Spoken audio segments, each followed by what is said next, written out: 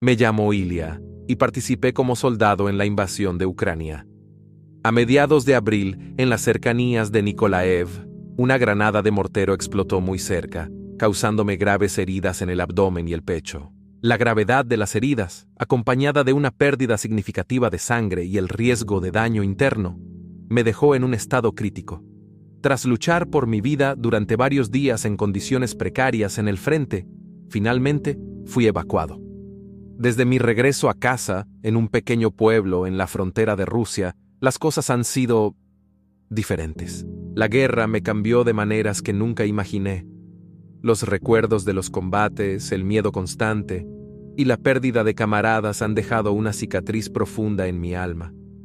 La primera vez que vi a uno de ellos fue en la estación de tren cuando regresaba a casa. Vi a Maxim, que había caído en combate, parado en la plataforma, mirándome con ojos vacíos. Pensé que era el cansancio, o quizás el inicio de una enfermedad mental. ¿Cómo podría estar allí él, sano y salvo, cuando yo mismo lo había visto morir? Al llegar a casa, mi familia me recibió con abrazos y lágrimas. Traté de adaptarme a la normalidad, pero las visiones de Maxim me perseguían. Lo veía en el reflejo de las ventanas, en las esquinas oscuras de mi habitación. No le conté a nadie sobre estas visiones. ¿Cómo podría explicarles que veía al muerto? Me refugié en el silencio esperando que con el tiempo todo volviera a la normalidad. Pero no fue así. Comencé a ver a otros, a Sergei, con quien compartí muchas guardias nocturnas, a Iván, que siempre tenía una broma lista, todos muertos, todos mirándome con esos mismos ojos vacíos. Las visiones se volvieron más frecuentes. Empezaron a susurrarme por las noches. Sus voces eran un murmullo incomprensible que me robaba el sueño. Decidí visitar a un médico. Me recetó algunos medicamentos para la ansiedad y el insomnio, pero no ayudaron. Los muertos seguían apareciendo, cada vez más reales. Una noche, Sergei se sentó al borde de mi cama. Podía ver los detalles de su uniforme, los agujeros de las balas. Estaba tan cerca que podía sentir su aliento frío. ¿Por qué tú?, susurró. ¿Por qué tú y no yo? Su voz era un eco de dolor y resentimiento. No supe qué responder. Comencé a evitar dormir. Temía cerrar los ojos y encontrarlos allí, esperándome.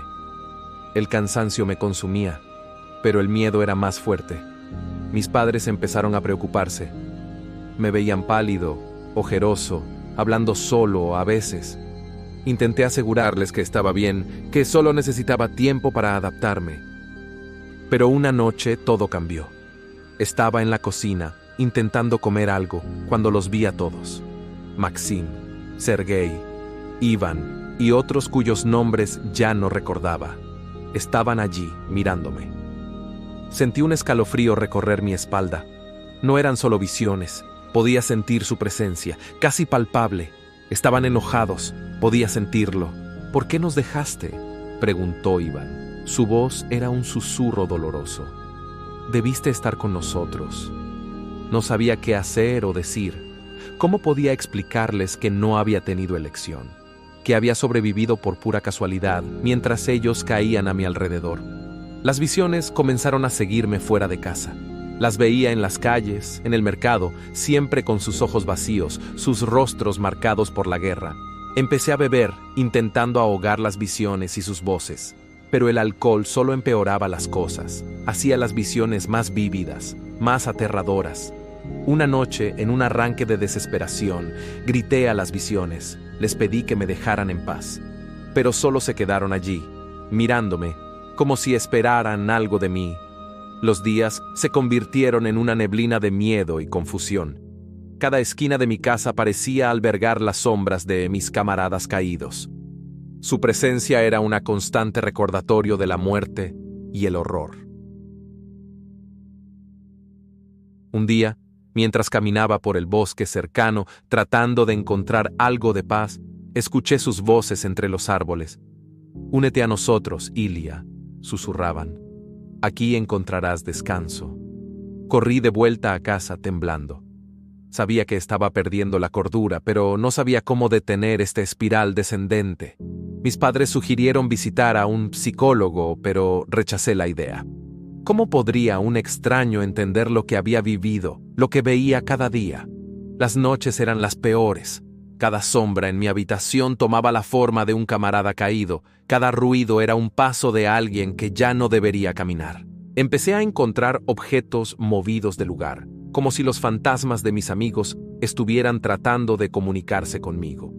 Un uniforme militar colocado en mi silla, una foto nuestra en el suelo. Una noche, desperté para encontrar a Maxim sentado en mi habitación, su rostro iluminado por la luz de la luna. No deberías haber sobrevivido, dijo con voz fría. Supe entonces que no podía seguir así. Decidí dejar el pueblo, mudarme a algún lugar lejos, donde nadie me conociera, donde pudiera empezar de nuevo. Pero al hacer las maletas, sentí una opresión en el aire, como si una fuerza invisible me impidiera irme. Los susurros se hicieron más intensos, más exigentes. «No puedes dejarnos», decían las voces. «Eres uno de nosotros, Ilya, uno de los condenados». La noche antes de mi partida, la casa se llenó de susurros y sombras. Podía sentir sus manos frías sobre mí, tirando de mi ropa, susurrando en mi oído. No dormí en toda la noche, sentado en la cama, observando las apariciones moverse por mi habitación. Al amanecer, estaban por todas partes, mirándome. Salí de la casa con la primera luz del día, dejando atrás todo. Caminé sin rumbo, alejándome tanto como podía, pero las visiones me seguían. Llegué a una ciudad desconocida, alquilé una habitación en un hotel barato. Pero incluso allí, en ese lugar anónimo, no estaba solo. Cada noche, los fantasmas de mis camaradas me visitaban. Se sentaban en las sillas, se paraban junto a la ventana, me observaban desde el espejo del baño. Empecé a tener miedo de mirar mi propio reflejo, temiendo ver a alguien más junto a mí.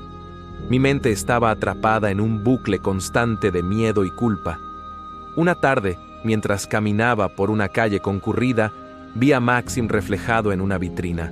Se veía tan real, tan tangible, que por un momento me olvidé de que estaba muerto. Me acerqué a él, pero al llegar a la vitrina solo estaba mi reflejo. La gente a mi alrededor me miraba con preocupación, pero yo solo podía pensar en Maxim. Empecé a hablar con ellos, con las visiones. Les preguntaba por qué me perseguían, qué querían de mí, pero nunca respondían. Solo me miraban con esos ojos vacíos. Una noche, en la habitación del hotel, Sergei apareció junto a mi cama. «Es tu culpa», dijo con voz acusadora. «Deberías haber muerto con nosotros». Esa acusación me golpeó como un puñetazo. ¿Era verdad? ¿Era mi supervivencia una traición a aquellos que habían caído? La culpa se convirtió en mi constante compañera, alimentando mis visiones y profundizando mi desesperación. Me sentía atrapado en un ciclo sin fin de remordimiento y terror. Comencé a evitar a las personas, temiendo que vieran a través de mis ojos el infierno en el que vivía. Me convertí en un fantasma entre los vivos, vagando sin rumbo. Una noche, decidí enfrentar a mis demonios. Me senté en la oscuridad de mi habitación, hablando en voz alta a las sombras. «¿Qué quieren de mí?», grité. Las sombras permanecieron en silencio, pero sentí su presencia más fuerte que nunca. Era como si estuvieran esperando algo de mí, algo que yo no podía darles. Decidí regresar al pueblo, enfrentar mi pasado, visitar las tumbas de mis camaradas. Tal vez al hacerlo, encontraría alguna paz. Al llegar al cementerio, las tumbas de mis amigos se alzaban sombrías bajo el cielo gris. Me arrodillé ante ellas, pidiendo perdón por haber sobrevivido. «Perdónenme», susurré. No quería dejarlos atrás. Las lágrimas corrían por mis mejillas, pero el alivio que esperaba no llegó. Esa noche los vi a todos en mi antigua habitación. Sus figuras se delineaban en la oscuridad. «¿Por qué siguen aquí?», pregunté, la voz quebrada por la emoción. Uno a uno comenzaron a desaparecer, hasta que solo quedó Maxim. «No es suficiente», dijo su voz fantasmal. «¿Qué más puedo hacer?», pregunté, desesperado. Maxim no respondió, desvaneciéndose en la oscuridad. Los días siguientes fueron un torbellino de confusión y miedo. Las visiones se intensificaron, y cada rincón de mi casa parecía estar habitado por los fantasmas de la guerra. Decidí buscar ayuda profesional. El psicólogo me escuchó, sus ojos llenos de compasión, pero sus palabras de consuelo sonaban vacías en mis oídos. Una tarde, mientras caminaba por el bosque, sentí una presencia abrumadora. Los árboles parecían susurrar con las voces de mis camaradas, cada hoja moviéndose con sus palabras. Corrí tratando de escapar, pero las voces me seguían. «No puedes huir de nosotros», decían. «Estás marcado por la guerra, Ilia». Exhausto y sin esperanzas, me derrumbé bajo un árbol. Las visiones de mis camaradas formaron un círculo a mi alrededor, sus ojos vacíos fijos en mí. «Déjenme ir», supliqué. «Por favor, déjenme ir». Pero ellos solo se quedaron allí, un recordatorio silencioso de mi culpa y dolor. Esa noche, volví al cementerio. Las tumbas parecían más oscuras, más amenazadoras. Sentí como si cada lápida me acusara, condenándome por seguir vivo. Me acosté junto a las tumbas de mis amigos, cerrando los ojos, deseando unirme a ellos en su descanso eterno. Pero incluso en ese lugar sagrado, las visiones no me dejaron. Los veía parados alrededor mío, sus figuras borrosas bajo la luz de la luna. ¿Por qué no puedo encontrar paz? Lloré hacia el cielo nocturno, pero no hubo respuesta, solo el susurro del viento entre los árboles. Días después, decidí que no podía seguir así. Había una salida, una forma de unirme a mis camaradas. La idea me llenaba de un miedo helado, pero también de un alivio oscuro. Preparé todo cuidadosamente, cada detalle planeado. No quería fallar, no podía soportar la idea de seguir atrapado en este mundo. Esa noche fui al bosque, al lugar donde sentía más fuerte la presencia de mis amigos. «Pronto estaré con ustedes», murmuré.